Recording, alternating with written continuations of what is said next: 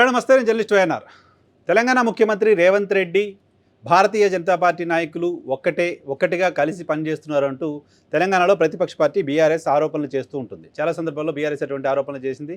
రకరకాల political ఈక్వేషన్స్లో examples చూపిస్తూ మరి బీఆర్ఎస్ పార్టీ అటువంటి ఆరోపణలు చేస్తూ వచ్చింది. సేమ్ టైం భారతీయ జనతా పార్టీ కూడా కాంగ్రెస్ బీఆర్ఎస్ ఒకటేనని ఆరోపణలు చేస్తుంది. కాంగ్రెస్ పార్టీ బీఆర్ఎస్ పార్టీ కలిసి పనిచేస్తున్నాయి, ఒక్కటిగా పనిచేస్తున్నాయి, భారతీయ జనతా పార్టీ లక్ష్యంగా ఆ రెండు పార్టీలు కలిసి పనిచేస్తున్నాయంటూ ఆరోపణలు చేస్తూ ఉంటుంది. సో ఇలా తెలంగాణ రాజకీయాల్లోని మూడు ప్రధానమైన రాజకీయ పార్టీలు ఒకరు మిగతా ఇద్దరు ఒకటే అని చెప్పే ప్రయత్నం చేస్తూ ఉంటారు. సో ఇటీవల భారతీయ జనతా పార్టీకి సంబంధించిన కొంతమంది నాయకులకు సంబంధించిన ప్రకటనలు చూసినప్పుడు ఆ నాయకులకు తెలంగాణ ముఖ్యమంత్రి రేవంత్ రెడ్డి పైన ఉన్న సానుభూతి ఏంటో అర్థమవుతుంది. సానుభూతి ఎందుకు చూపిస్తున్నారు అనే విషయాన్ని పక్కన పెడితే వాళ్ళు సానుభూతి చూపిస్తున్న విషయం తెలంగాణ ప్రజల ముందుంది. ఏంటి ఆ సానుభూతి? ఇటీవల ఖమ్మం పర్యటనలో BRS party working president KTR Telangana ముఖ్యమంత్రి రేవంత్ రెడ్డిని ఉద్దేశించి కొన్ని వ్యాఖ్యలు చేశారు. హౌలే లాంటి వ్యాఖ్యల్ని ఆయన వాడటం పైన కాంగ్రెస్ పార్టీకి సంబంధించిన నాయకులు చాలామంది అభ్యంతరం వ్యక్తం చేశారు.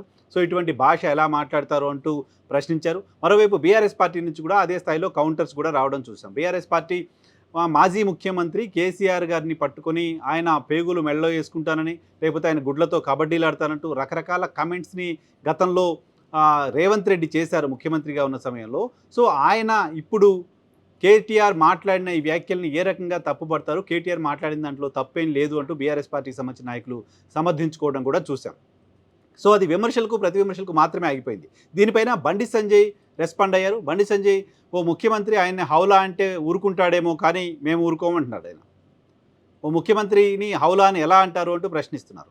ముఖ్యమంత్రిని కేటీఆర్ హౌలే అని ఎలా విమర్శ చేస్తారు అంటూ ముఖ్యమంత్రి పట్ల సానుభూతిని, ముఖ్యమంత్రి పట్ల కన్సర్న్ని బీజేపీ నేత కేంద్ర మంత్రి బండి సంజయ్ తెలంగాణ ముఖ్యమంత్రి పట్ల కన్సర్న్ చూపించడం చూసాం. తాజాగా ఈరోజు భారతీయ జనతా పార్టీ రాష్ట్ర అధ్యక్షుడు ఎన్ రామచంద్రరావు ఖమ్మం పర్యటనకి వెళ్ళారు. ఆయన ఖమ్మం పర్యటనకి వెళ్ళిన సందర్భంగా కూడా తెలంగాణ ముఖ్యమంత్రి పైన సానుభూతి చూపిస్తూ వచ్చారు. ఈ ఖమ్మం బ్యాచ్ నల్గొండ బ్యాచ్ కలిసి ముఖ్యమంత్రిని పనిచేయట్లేదు, మనకు స్పష్టంగా కనబడతా ఉంది. మరి ఖమ్మం బ్యాచ్లో ఒక అగ్రికల్చర్ మినిస్టర్ ఉన్నారు, మీకు రైతాంగ మంత్రి, మన రోజు రైతుల మినిస్టర్ అంట మన పేరు మన తుమ్మల నాగేశ్వర గారు మిత్రుడే, అది వేరే మాట. తెలంగాణ ముఖ్యమంత్రిని సరిగ్గా పని చేయించుకోనివ్వట్లేదు పాపం అంటున్నారు ఆయన. తెలంగాణ ముఖ్యమంత్రి పని చేసుకుందామని పోతుంటే కొంతమంది మంత్రులు ఆయనకి అడ్డు తగులుతున్నారు అంటూ ఆవేదన వ్యక్తం చేశారు భారతీయ జనతా పార్టీ రాష్ట్ర అధ్యక్షుడు రామచంద్రరావు. నల్గొండ, ఖమ్మం జిల్లాలకు సంబంధించిన మంత్రులు రేవంత్ని పని చేసుకోనివ్వట్లేదు అనేది రామచంద్రరావు చెప్తున్న మాట.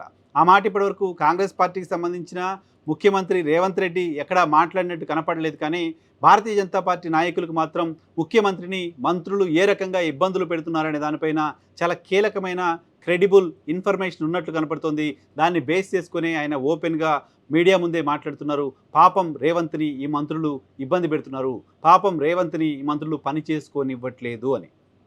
సో అటు బండి సంజయ్, ఇటు రామచంద్రరావు వీళ్ళిద్దరూ కూడా మాట్లాడిన మాటలు, చేసిన వ్యాఖ్యలు, రేవంత్ పట్ల వాళ్ళు చూపిస్తున్న సానుభూతి, భారతీయ జనతా పార్టీ కాంగ్రెస్ పార్టీ ఒక్కటేనని విమర్శలు చేస్తున్న బీఆర్ఎస్ పార్టీకి అడిషనల్గా మరొక అస్త్రాన్ని ఇచ్చినట్లు అవుతుంది. ఇదిగో చూడండి, ముఖ్యమంత్రి పైన బీజేపీ నాయకుల సానుభూతి చూస్తే అర్థమవుతుంది ముఖ్యమంత్రి భారతీయ జనతా పార్టీ నాయకులకు మధ్య ఉన్న సాన్నిహిత్యం ఇది అనే విషయం అర్థమవుతుంది అంటూ బీఆర్ఎస్ పార్టీ బీజేపీని, అటు కాంగ్రెస్ పార్టీని కౌంటర్ చేయడానికి ఒక అస్త్రాన్ని వాళ్ళు ఇచ్చారు. మామూలుగా బీజేపీకి కాంగ్రెస్ పార్టీ దేశంలో ప్రధానమైన శత్రువుగా ఉంది. రెండు ప్రధానమైన కూటములను రెండు పార్టీలు లీడ్ చేస్తున్నాయి. ఒక పక్క ఎన్డీ కూటమి, మరో పక్క ఎన్డీఏ కూటమి. భారతీయ జనతా పార్టీ ఒక కూటమిని, కాంగ్రెస్ పార్టీ ఒక కూటమిని లీడ్ చేస్తూ ఉన్న నేపథ్యంలో ఆ రెండు పార్టీల మధ్య విమర్శలు, ప్రతి విమర్శలు, వాద ప్రతివాదాలు ఉండాలి. కానీ ఆ రెండు పార్టీల మధ్య ఈ రకమైన సానుకూలత, సానుభూతులు చూపించడం అంటేనే ఆ రెండు పార్టీల మధ్య ఉన్న సాన్నిహిత్యం ఏంటో, ఒప్పందాలు ఏంటో బయట పడుతున్నాయనేది బీఆర్ఎస్ చేస్తున్న ఆరోపణ, బీఆర్ఎస్ చేస్తున్న ఎలిగేషన్. సో ఎలిగేషన్కి భారతీయ జనతా పార్టీ, కాంగ్రెస్ పార్టీ వైపు నుంచి వచ్చే కౌంటర్ ఎలా ఉంటుంది అనేది ఆసక్తి కలిగిస్తోంది.